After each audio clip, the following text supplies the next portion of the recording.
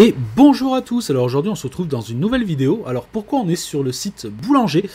Tout simplement parce qu'aujourd'hui on va parler platine vinyle. Donc pourquoi je fais cette vidéo? Tout simplement parce que là en ce moment je suis en train de chercher pour changer ma platine vinyle tout simplement. Et je suis tombé sur pas mal en fait de vidéos qui font des comparatifs ou quelle est la meilleure platine en ce moment, machin et tout. Et en fait, je me suis rendu compte que dans 90% de ces sélections-là, on vous raconte tout et n'importe quoi. Donc je voulais revenir un petit peu sur ce qu'il faut acheter et ce qu'il ne faut pas acheter.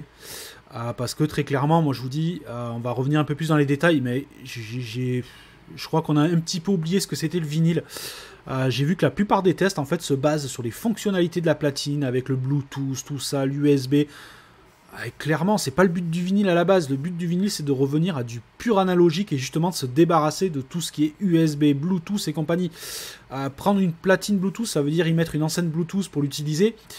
C'est dommage d'aller mettre de l'argent dans des vinyles pour les écouter sur une enceinte Bluetooth qui tout clairement va vous sortir le son au même titre qu'un simple MP3.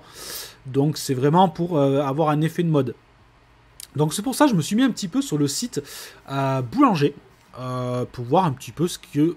Voilà, avec vous, dans tout ce qui est grand public, ce qui peut être valable et ce qui a à proscrire. Donc, on va faire un petit peu dans l'ordre de ce qui vient, comme ça. Ici, par exemple, il nous propose la Audio-Technica AT LP60, donc platine très connue, c'est une automatique. C'est une platine plutôt assez basique. J'ai envie de dire, voilà, pour vous donner un exemple, ça, pour moi, c'est le minimum syndical. C'est pour moi, vraiment, il faut vraiment pas prendre en dessous. Et déjà, même ça, c'est limite. Mais voilà, c'est quand même une platine qui est connue pour avoir un tracking force, donc un poids en fait de cellules, parce que là vous pouvez pas le régler, qui est raisonnable. Après voilà, on est sur une cellule qui est vraiment basique, la AT3600L. Alors ça m'a bien fait rire. J'ai vu dans plein de comparatifs telle platine dotée de la cellule haut de gamme de chez Audio-Technica, la AT3600L. Alors non, cette cellule-là, elle n'a rien de haut de gamme, c'est tout simplement l'entrée de gamme en fait de chez Audio-Technica. J'ai envie de dire, quand vous avez ce genre de cellule, faites tout pour la changer.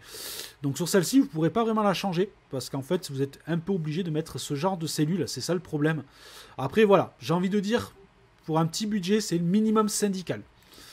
N'allez vraiment pas en dessous de ça. Ici, on voit la Marley, j'ai vu qu'elle est pas mal, on parle sur le net, moi franchement, ça me fait... ça m'attire pas du tout. Ici, la Denon, c'est pareil, oubliez ça. Ici, vous avez la Sony. Bon, on va dire, c'est pas catastrophique. Et encore, je crois qu'on n'a même pas de bras réglables là-dessus. Si, on n'a même pas de bras réglables. Donc, à ce prix-là, vous avez mieux. Franchement, à ce prix-là, vous avez mieux. Qu'est-ce qu'on peut avoir? Alors, tout ça, vous oubliez. Hein. Franchement... toutes ces platines sont construites autour du même électronique en fait. Vous avez pas mal de vidéos qui le montrent. C'est un électronique chinois qui vaut à peu près une dizaine de dollars, qui est en fait un module complet qui vient intégrer dans une platine, dans une valise. Clairement, ça c'est... N'allez pas perdre votre argent. Mais ça vaut zéro. Même donné, j'en voudrais pas. Ces platines-là, enfin si on peut appeler ça une platine, c'est à proscrire totalement. Les cellules sont merdiques. À part abîmer vos vinyles et avoir un son dégueulasse, c'est tout ce que vous gagnerez. Voilà, donc on en retrouve plein de déclinaisons. Vous voyez, tout ça, vous oubliez. Tout ça, ça vaut rien. Ici, on a du Project. Bon, on va pas en parler. On a 1299, forcément. Là, on va rester quand même dans des budgets raisonnables dans du grand public. Ici, on a celle-ci qui peut être valable. La LPW40, moi je vous avoue, c'est une platine que je commence à regarder sérieusement. Alors pas forcément la 40, moi je regarde la LPW30 qui a une cellule légèrement meilleure. Donc là oui, on a quelque chose qui est valable. On est sur une petite platine sympathique, c'est pas du haut de gamme, on est encore dans de l'entrée de gamme au niveau vinyle, mais vous avez quelque chose de décent avec le réglage du poids. Donc le réglage du poids c'est quand même très important parce que il faut quand même maîtriser le poids de votre cellule, c'est ce qui va faire aussi un peu que votre vinyle va survivre ou pas. Hein. Si vous avez une platine où c'est trop léger, ça va avoir tendance à sauter et à vous rayer, vous bouffer votre vinyle. Et au contraire, ben, si elle est trop lourde, ben, tout simplement, vous allez bouffer votre vinyle, c'est tout. Et c'est souvent le cas de la plupart des platines vinyles bas de gamme, c'est qu'elles ont un poids très élevé. Souvent, c'est du 5 grammes, 5-6 grammes. Il faut savoir que c'est énorme. J'ai vu même que certains, comme ça, continuent à sauter comme ça, scotchaient une pièce de monnaie dessus pour donner encore plus de poids. Mais alors là, si vous tenez à vos vinyles, c'est pas la peine.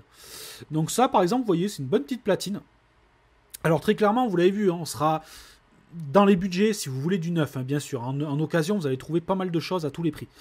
Mais en neuf, malheureusement, en dessous de 300 euros, ça va être compliqué. À part la Audio Technica, comme je vous ai dit, il y a la Tech, la AT175, je crois que ça s'appelle, ou TN175, voilà, c'est le modèle en dessous de celle-ci, qui peut être pas trop mal dans les petits prix, on va dire. Mais sinon, voilà, vous avez celle-ci aussi, la Audio Technica, la ALP, ATLP3 qui est pas trop mal, vous voyez, pour 219 euros. Vous avez quelque chose qui est correct. Voilà, on n'est pas dans du haut fil, tout ça, mais on est sur quelque chose de correct. Après, alors cette dédonne-là, je la connais pas, mais bon, à ce prix-là, on va pas forcément regarder. Dans ces prix-là, par exemple, on va commencer à aller chez Rega, chez Ellipson, chez Project, qui fait de très très bonnes platines entrée de gamme. Voilà, pour rester voilà, dans des prix, voilà, par exemple, autour des 300 euros, on regardait par exemple donc la LP40, par exemple. Alors, je sais plus où elle était. La LP40, la LP40, la LP40. Tac, tac, tac, elle est ici. Voilà, par exemple, dans cette gamme de prix-là, vous allez commencer à trouver pas mal de petites platines, pas trop mal.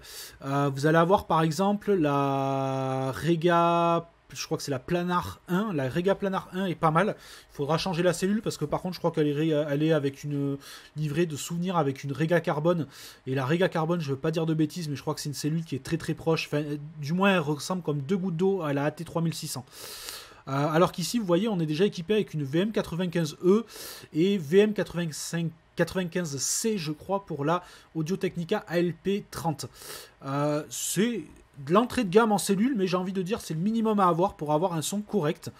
Ces petites cellules, moi je vois, j'ai l'ancien modèle de celle-ci, la AT95E. On va dire ça commence à être une cellule qui est décente. Après, dans les mêmes gammes de prix de cellules, vous allez retrouver les OM5 et les OM10 de chez Ortofon qui sont pas trop mal. Et après, clairement, si vous avez le budget, moi, s'il y a une cellule que je peux vous conseiller de chez Ortofon, c'est la 2M Red. Mais bon, là, on va être dans d'autres budgets parce qu'on est déjà à peu près à 100 balles la cellule. Il faut la platine qui va avec derrière. Là, on va rester vraiment dans les platines un peu grand public. Mais voilà, moi, ce que je vais vous conseiller, au pire des cas, si vous n'avez vraiment pas le budget, vous pouvez partir soit sur celle-ci, la Audio Technica, soit, alors je sais pas si l'on veut la Tech 175.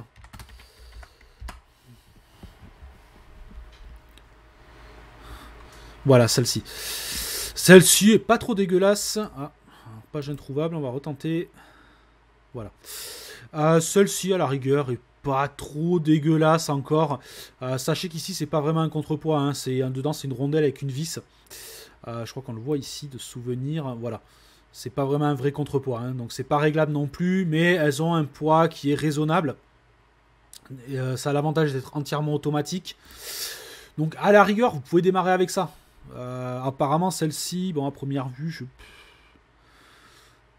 non, je pense pas qu'on puisse changer la cellule. Elle est démontable, mais je vois qu'on peut pas la régler. On peut pas la régler latéralement, donc pour la régler, ça va être un peu galère. Donc voilà, vous avez ça qui peut être pas trop mal. L'avantage de ces petites platines-là, c'est qu'elles ont un préampli intégré, même s'il est de piètre qualité, il peut toujours vous dépanner.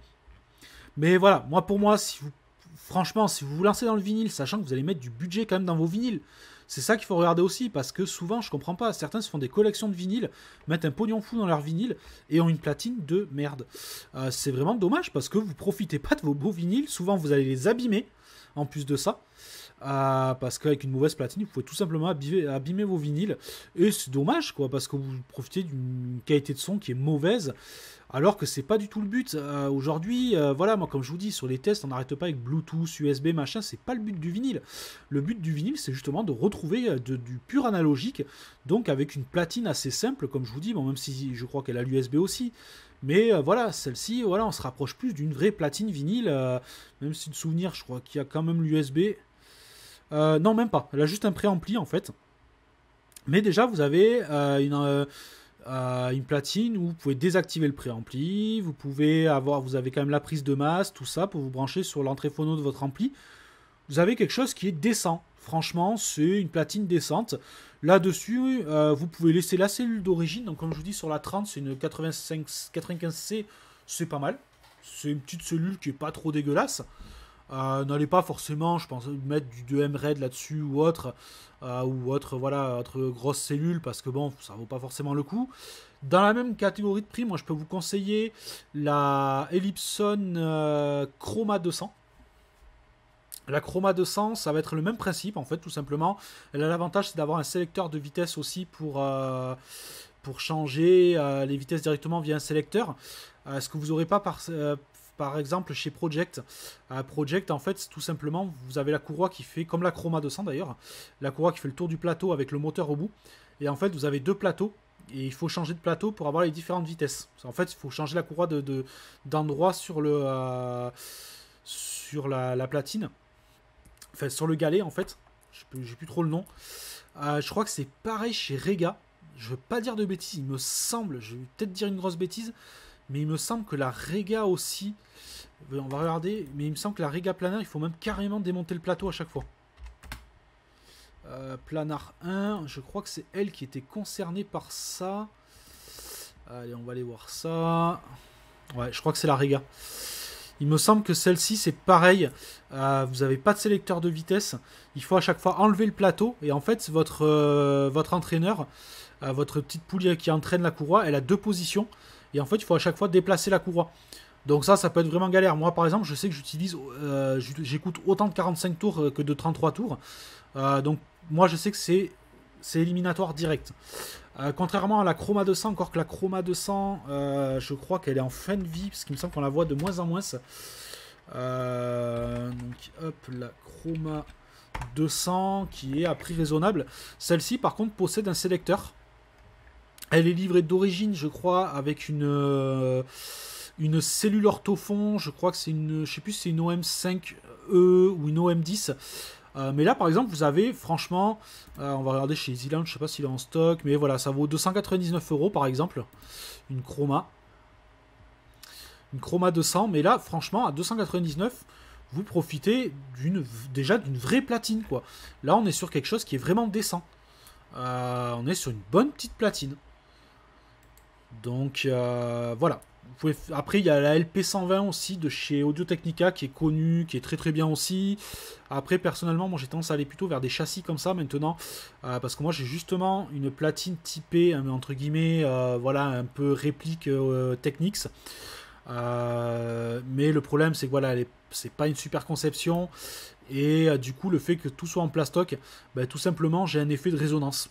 Un effet micro, un effet de résonance, c'est-à-dire qu'entre deux musiques, on entend un peu comme quand vous mettez votre tête, votre oreille dans un coquillage, on entend le bruit de la mer, quoi. Donc c'est pas tip top et on entend le moteur du coup qui résonne dedans. Donc voilà, moi je sais que je vais changer pour ça parce que voilà, moi j'hésite aujourd'hui. C'est vrai que moi par exemple, voilà, je veux pas y mettre un gros budget, le vinyle c'est juste de temps en temps. Moi voilà, pour vous donner mon choix par exemple, ça va être soit la Chroma 200. Soit donc la Audio-Technica, mais moi c'est la 30 moi, qui m'attire, c'est pas la 40, c'est là celui qui change, il n'y a pas grand chose qui change. Alors, Audio, oh putain j'ai du mal aujourd'hui. Audio-Technica, c'est la LPW30 je crois. Voilà, bon il y a celle-là qui me fait un petit peu de l'œil. Non, ça c'est la 40, voilà, la LP30. Il y a celle-ci aussi qui me fait un petit peu, voilà, qui fait un petit peu de l'œil. On reste sur de la platine entrée de gamme. Mais pour moi, voilà, comme je dis encore une fois, c'est le minimum syndical à avoir. Au moins, on a le réglage du poids, on a un anti-skating réglable. Donc l'anti-skating, c'est pour le réglage latéral, en fait, pour faire en sorte que votre bras ne force pas trop d'un côté sur le sillon ou de l'autre côté, ou carrément qu'il saute un sillon. La cellule, donc celle-ci, c'est une 95C. C'est une petite cellule entrée de gamme, mais on va dire c'est de l'entrée de gamme correcte. Vous allez commencer à avoir un son. Moi, je vois, j'ai la AT95, qui est l'ancien modèle. par rapport à une AT 3600, déjà on voit une sacrée différence. La AT 3600, moi je l'ai de suite dégagé de ma platine. Et franchement, ça commence déjà à être décent. Même si ça reste de l'entrée de gamme. Mais on va dire, voilà. Ça, c'est une platine qui, avec sa cellule d'origine, est correcte pour démarrer. Franchement, c'est très correct. Donc voilà, les prix, c'est sûr, sont un petit peu élevés. Après, pour ça, vous pouvez aller voir dans l'occasion. Vous allez trouver pas mal d'anciennes platines aux alentours des 100 euros. Après, faites très attention quand vous achetez une platine d'occasion. Testez-la bien et surtout, peu importe ce que le vendeur vous raconte, changez la cellule. C'est la première chose. Si vous avez une vieille cellule, elle va vous bouffer vos vinyles, ça va être une horreur. Mais vous allez trouver. Mais évitez, voilà, tous ces trucs. N'allez pas à la course au Bluetooth, tout ça, c'est pas le but du vinyle. Le but du vinyle, justement, c'est de rester dans du pur analogique. Rentrer dans la mode du vinyle pour être dans la mode, c'est dépenser des sous pour rien. Et parce que, comme je vous dis, les vinyles, vous allez les acheter, si vous, en plus, souvent, vous les achetez neufs. Et souvent, les vinyles récents, elles sont pas top, franchement. Hein. C'est issu de CD, c'est pas les masterings qu'on avait avant. Clairement, moi, si vous voulez vraiment l'expérience du vinyle, prenez au moins une platine comme ça, écoutez du vinyle un peu plus ancien, vraiment d'époque, années 80, 70, 80, 90, vraiment les vrais vinyles d'avant, et essayez d'avoir au moins un système son correct derrière pour l'apprécier. Là, vous apprécierez vraiment ce qu'est un vinyle. Pour lui mettre du Bluetooth avec une enceinte Bluetooth ou sur un système à 2 balles, ou alors encore mieux avec ces platines avec les enceintes intégrées, ouais, c'est du gâchis très franchement. Autant vous prendre une petite chaîne hi-fi à 100 balles qui fait CD, elle vous donnera plus de plaisir que ce genre de platine bas de gamme. Donc voilà, je voulais faire une petite vidéo là-dessus parce que justement c'était dans le sujet, parce que je fais un petit peu le tour en ce moment des platines vinyles. Donc voilà, j'étais en train de vous tourner une vidéo sur les imprimantes HP. Et justement, une fois que j'ai tourné la vidéo, j'étais voir mes mails, j'avais les pubs de Boulanger avec, comme j'ai été voir les platines, tout ça. Encore que ce sera pas forcément chez Boulanger que je vais aller, moi ce sera du son vidéo ou autre. Mais du coup, c'est ça qui m'a rappelé, je me suis dit, ouais, ça peut être pas mal de faire une petite vidéo pour reparler un peu platine vinyle et surtout, voilà. Faites pas les erreurs d'acheter ce qu'on voit le plus dans le commerce en fait, parce que malheureusement, le genre de platine à éviter, c'est 80% des platines qui sont vendues dans les grandes surfaces en fait, tout simplement. Donc voilà, si vous voulez quelque chose de décent, oui, c'est un budget, mais j'ai envie de dire, quand vous vous lancez dans le vinyle, c'est forcément un budget. Vos vinyles, vous allez aussi mettre un budget. Sauf si vous êtes comme moi, adepte des brocantes et tout ça, pour acheter vraiment du vinyle pas trop cher. Moi, il faut être franc, j'ai rarement mis plus de 8 ou 9 euros dans un vinyle. Généralement, je tourne plutôt aux alentours des 2-3 euros le vinyle, parce que moi, c'est du secondaire. Je sais que je consomme beaucoup de CD, moi. Je fais encore partie de ceux qui consomment énormément de CD. Donc, voilà. Allez, sur ce, si vous avez des commentaires, n'hésitez pas. Si vous voulez que je refasse d'autres vidéos un petit peu comme ça sur la hi-fi ou sur du choix de matériel, n'hésitez pas à me l'indiquer dans les commentaires, ça sera avec grand plaisir. Allez, sur ce, je vous dis à une prochaine vidéo. Ciao, ciao.